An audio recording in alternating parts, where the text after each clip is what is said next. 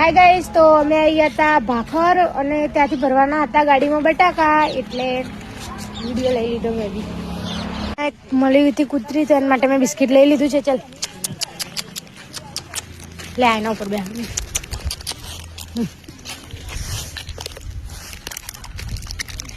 इज्जत से तेरे बच्चे दिखा दे कहाँ पे है.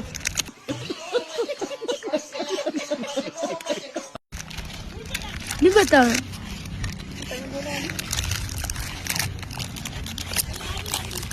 भूख लागी थी तो बीजू भी मैं पार्लेजी लઈને એને ખવડાવી દીધું.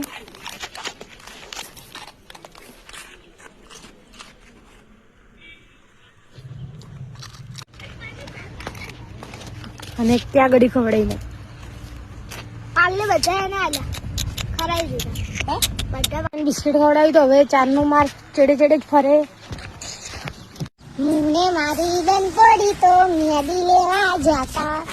હાય ગાઈસ, साला ऐसा क्यों करता है?